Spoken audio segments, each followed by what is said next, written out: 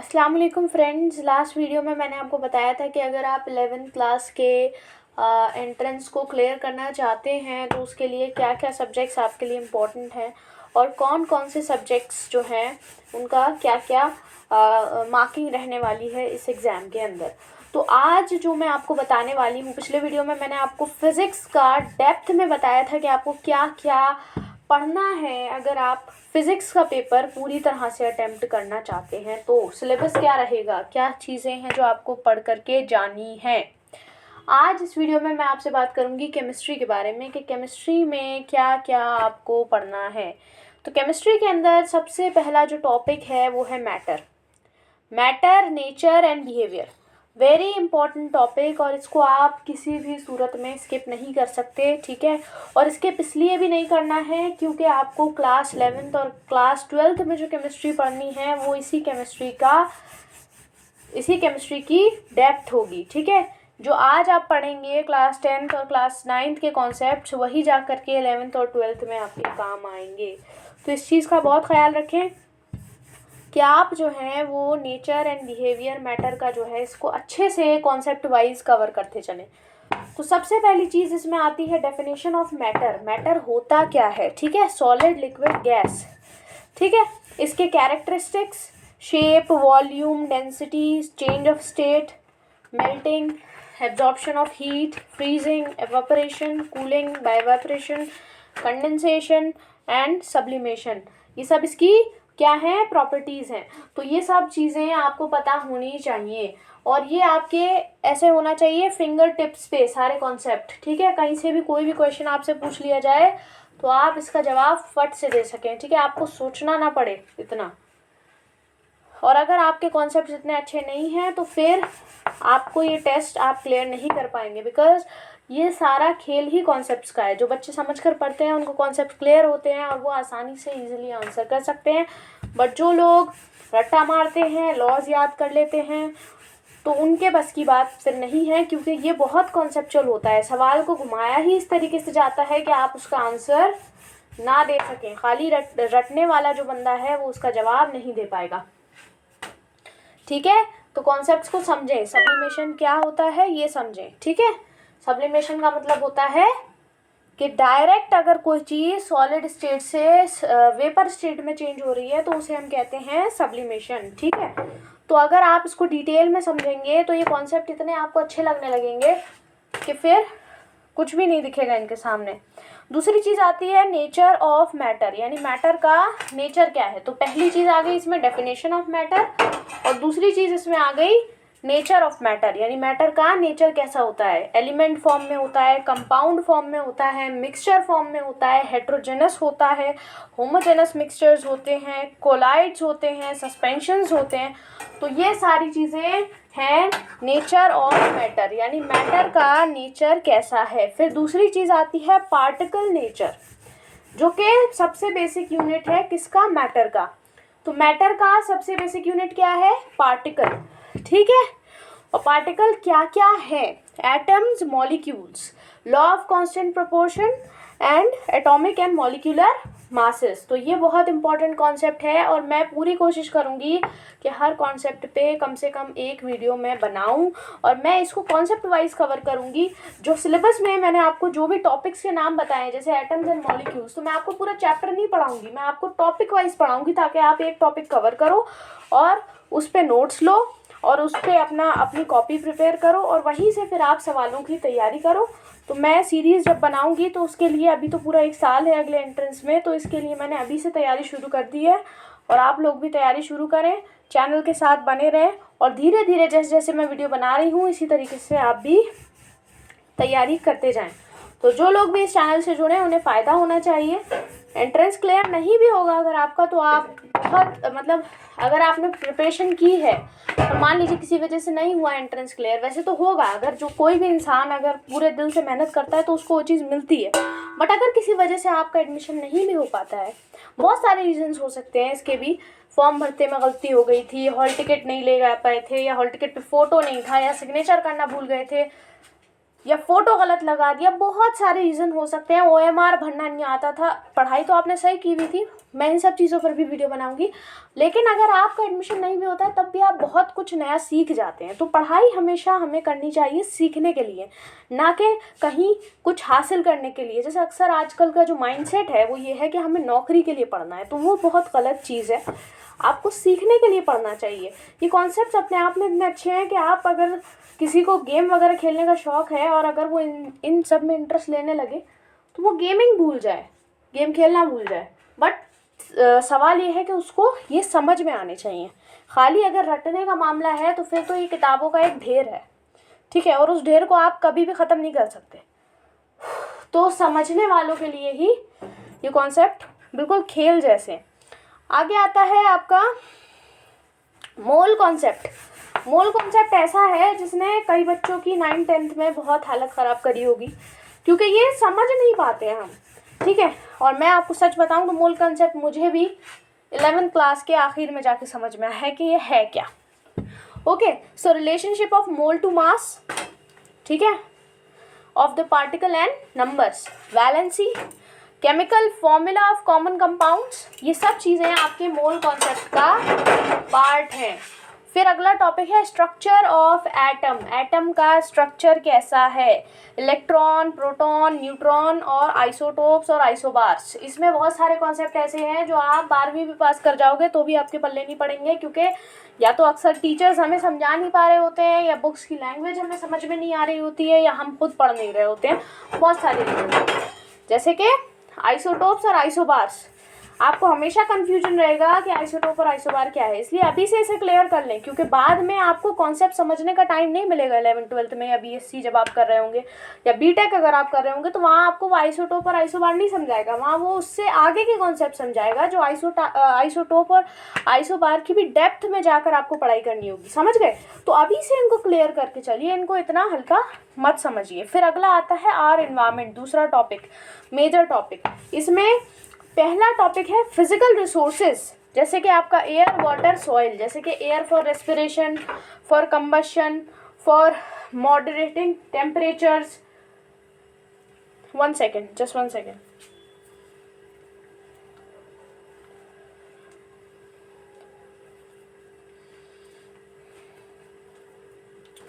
या for moderating temperatures, okay.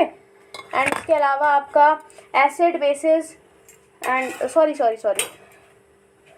या moderating temperature, movement of air and its role in bringing rain across India, air, water and solid pollution, brief introduction, holes in ozone layer।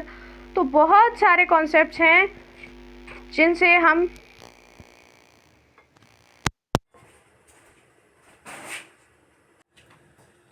Sorry friends, वो थोड़ा सा problem था technical. तो चलिए मैं आपको आगे समझाती हूँ। तो फिजिकल रिसोर्सेज क्या हैं, जैसे हमारे अराउंड जितनी भी फिजिकल चीज़ें हैं, जैसे कि वाटर हो गया, एयर फॉर रेस्पिरेशन हो गया, फॉर कंबशन हो गया, फॉर मॉडरेटिंग टेम्परेचर हो गया, movement of air and its role in bringing rain across India, air, water and solid pollution and brief introduction, holes in ozone layer. तो ये सारी चीज़ें जो हैं आपको पढ़नी है फिजिकल रिसोर्सेज के अंडर में, एनवायरनमेंट में। और ये टॉपिक बहुत इंपॉर्टेंट है, बिकॉज क्यों इंपॉर्टेंट है, क्योंकि ये जनरल अवेयरनेस है। ये पूरा साइंस का वो पोर्शन है जो जनरल अवेयरनेस के अंदर आता है। ये सारी चीज़ें आपको मालूम होनी चाहिए। बायो जियोकेमिकल साइकिल्स नेचर में कौन कौन सी हैं, जैसे कि एक साइकिल है हमारी वाटर साइकिल, एक साइकिल है हमारी ऑक्सीजन साइकिल, एक साइकिल है कार्बन साइकिल, एक साइकिल है नाइट्रोजन साइकिल। तो किस तरीके से, ये अभी भी मैं आपको थोड़ा सा समझा देती हूँ ये कॉन्सेप्ट क्या है। देखिए ऐसा होता है, जैसे हम ये जानते हैं कि 78% हमारे एनवायरनमेंट में क्या है, नाइट्रोजन है, ठीक है। अब ये जो 78% नाइट्रोजन है ये प्लांट्स की जड़ों में एब्जॉर्ब हो जाती है, ठीक है, ओके। वो जड़ों में एब्जॉर्ब हो जाती है, फिर वो आप खाते हैं in the form of legumes. अगर आप खाते हैं और आप जो राइजोबियम नाम का एक बैक्टीरिया होता है वो इसको एब्जॉर्ब करने की क्षमता रखता है, और वो जो है फिर जो लेग्यूमिनस प्लांट की जड़ों में वो पाया जाता है, दालें वगैरह जो होती हैं। फिर जब आप वो खाते हैं तो वो नाइट्रोजन जो है वो आपके अंदर एब्जॉर्ब हो जाता है। फिर उसके बाद में जब आप मर जाते हैं, मिट्टी में मिल जाते हैं, तो अगेन वो नाइट्रोजन जो है वो एक्यूमुलेट होने लगता है इन द एनवायरनमेंट। तो यही हमारी साइकिल्स हैं। और जब मैं इसको आपको बुक में से नोट्स बना के समझाऊंगी तो ऑब्वियसली मैं अच्छा समझा पाऊंगी, अभी तो मैं ऐसे ही समझा रही हूँ, ठीक है। तो आप ही समझें, ये bio geochemical cycles in nature पढ़ना बहुत ज़रूरी है, बिकॉज आप एक स्टूडेंट हैं और आपसे जब भी बात की जाएगी तो ये उम्मीद की जाएगी कि आपको इतना सब तो मालूम होना चाहिए। इवन आपके घर के लोग भी अगर आपसे बात करेंगे, ठीक है, कोई भी टॉपिक हो, जैसे अगर मान लीजिए कभी, जैसे अभी सर्दियों का मौसम है तो पॉल्यूशन हो रहा है, तो पॉल्यूशन की समझ कहाँ से डेवलप होगी, तो वो इन्हीं टॉपिक्स से आएगी, ठीक है। तो इन्हें आप पढ़ें। फिर आगे आता है acids, basis and salts. Acid, basis और सॉल्ट्स ये क्या होते हैं, इनके जनरल प्रॉपर्टीज़ क्या हैं, एग्जाम्पल्स क्या हैं एसिड, बेसिस और सॉल्ट्स के, यूजेस क्या हैं, तो इनका आपको समझना डिटेल में बहुत ज़रूरी है, ठीक है।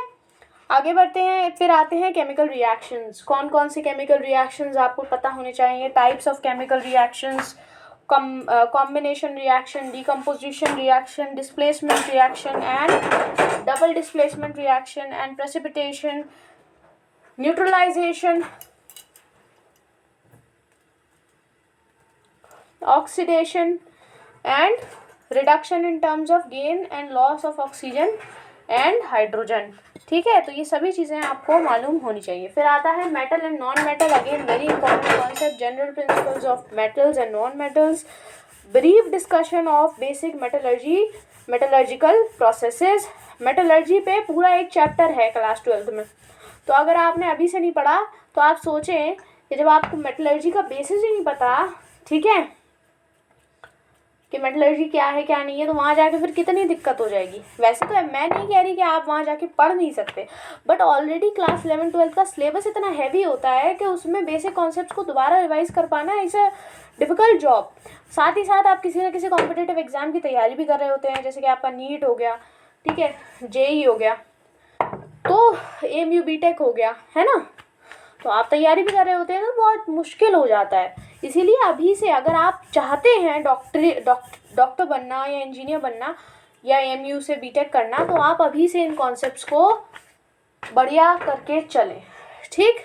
नेक्स्ट चीज़ है आपकी कार्बन कंपाउंड। कार्बन कंपाउंड कौन कौन से होते हैं, तो कार्बन कंपाउंड्स ये आपको पता होने चाहिए। एलिमेंट्री आइडिया अबाउट बॉन्डिंग, ये चैप्टर ऐसा है जो अगर समझ में आ जाए तो बहुत अच्छा है, और जिसकी समझ में ना आए उसको सबसे ज़्यादा परेशान करने वाले चैप्टर्स में से ये एक चैप्टर है, ठीक है, क्योंकि इसमें बहुत सारे टॉपिक्स ऐसे आएंगे, जैसे कि आपका कैटेनेशन हो गया, आपका कार्बन की जो चेन जो होती है, जो बॉन्ड बनाने की जो कैपेसिटी होती है, ठीक है, 4 बॉन्ड वो बना सकता है। इसके अलावा इसमें आपके लास्ट में चैप्टर क्या आएगा, सोप आएगा, है ना, डिटर्जेंट फॉर्मेशन आएगा, तो वो सारी चीज़ें जो हैं वो आपकी बहुत इम्पॉर्टेंट है। तो carbon compounding, carbon compound, elementary idea about bonding, तो ये आपको आना चाहिए, ठीक है। और ये इसलिए भी ज़रूरी है क्योंकि हम दुनिया में जितनी भी चीज़ें देखते हैं वो कहीं ना कहीं कार्बन का ही एक कंपाउंड है, ठीक है। फिर सम इम्पॉर्टेंट केमिकल कंपाउंड्स। फिर इसके बाद हमें पढ़ना है कुछ इम्पॉर्टेंट केमिकल कंपाउंड्स के बारे में, जैसे कि क्लेंजिंग एक्शन ऑफ सोप, ठीक है। तो सोप में आपको क्या पढ़ना है, सोप के क्लेंजिंग एक्शन के बारे में पढ़ना है, यानी कोई भी साबुन है तो वो सफाई कैसे करता है, वो क्या कॉन्सेप्ट्स हैं जो उसके पीछे में काम कर रहे हैं, ओके। चलिए, तो मैं अभी इसकी इतनी बात करूँगी। फिर आगे हम आते हैं पीरियोडिक क्लासिफिकेशन ऑफ एलिमेंट। ये टॉपिक बहुत इंपॉर्टेंट है। ये इसलिए बहुत इंपॉर्टेंट है कि अगर आप फ्यूचर में एक साइंस स्टूडेंट रहना चाहते हैं 11th-12th, तो ये बहुत ज़रूरी है कि पीरियोडिक टेबल जितनी अभी क्लास 10th के लेवल तक की है वो आपको आए। बच्चे स्किप कर देते हैं, छोड़ो यार 3rd चैप्टर तो हमने पढ़ा ही नहीं, फिर भी एग्जाम में अच्छे नंबर आ गए तो कोई फ़ायदा नहीं है, आगे जाके बहुत परेशानी होने वाली है, ठीक है। तो पीरियोडिक क्लासिफिकेशन ऑफ एलिमेंट आपको पता होना चाहिए, ग्रेडेशन एंड प्रॉपर्टीज़ आपको पता होना चाहिए, मेंडलीव्स पीरियोडिक टेबल के बारे में आपको पता होना चाहिए, मॉडर्न पीरियोडिक टेबल के बारे में आपको पता होना चाहिए। फिर आता है conservation of natural resources. Natural resources को कैसे कंजर्व किया जाए, तो management of natural resources, conservation and judicious use of natural resources, coal and petroleum conservation. तो ये सारी चीज़ें बहुत इंपॉर्टेंट है। इसके बाद आओ नेक्स्ट पेज पे, यहाँ पे एक चीज़ और दे रखी है जनरल साइंस। ये जनरल साइंस क्या है, ये आपको समझ में नहीं आ रहा होगा, ये केमिस्ट्री के सबसेक्शन में दे रखा है। मैं आपको बताती हूँ। The subject of science plays an important role in developing in children well-defined abilities in cognitive, affective and psychomotor domains. It augments the spirit of inquiry, creativity, objectivity and aesthetic sensibility. Whereas the upper primary stage demands the plentiful opportunities should be provided to the student to engage them with the processes of science like observing, recording, observation, drawing, tabulation, plotting graphs, etc. The secondary stage expects abstraction and quantitative reasoning to occupy a more central place in the teaching and learning of science. Thus, the idea of atoms and molecules being the building block of matter makes its appearance, as does Newton's law of gravitation. The present syllabus has been designed around six broad themes: food material, the world of the living, how things work, moving things, people and ideas, natural phenomenon and natural resources. Special care has been taken to avoid temptation of adding too many concepts than can be comfortably learnt in the given time frame. No attempt has been made to be comprehensive at this stage. While science is still a common subject, the discipline of physics, chemistry and biology begin to emerge. The student should be exposed to experience as well as modes of reasoning that are typical of the subject. तो basically यहाँ ये कहा जा रहा है कि जब आप इस एंट्रेंस एग्ज़ाम को दे रहे हैं तो यहाँ पे केमिस्ट्री के बेसिक कॉन्सेप्ट्स आपको आने चाहिए। इसके अलावा आपके अंदर एक क्रिएटिव और एक ऑब्जर्विंग जो क्वालिटी है, जो रिकॉर्डिंग क्वालिटी है, यानी आपके अंदर क्रिएटिविटी होनी चाहिए। आप साइंटिफिक सोच रखने वाले होने चाहिए। मतलब ऐसा कुछ भी नहीं है, ऐसा कोई हार्ड एंड फास्ट रूल नहीं है, बट फिर भी ये आपसे ये चाह रहे हैं कि आपको साइंस के नज़रिए से सोचना आना चाहिए। कई सवालों में उसकी ज़रूरत पड़ सकती है। ओके, इस वीडियो के लिए इतना ही काफ़ी है। Thank you for watching this video. अगर वीडियो में आपको कुछ भी चीज़ समझ में ना आई हो तो आप मुझे कमेंट सेक्शन में पूछ सकते हैं। आपकी कोई क्वेरी हो तो आप कमेंट्स में पूछ सकते हैं, ठीक है। अगर आपको वीडियो अच्छी लगी हो तो प्लीज़ सब्सक्राइब करें, और अगर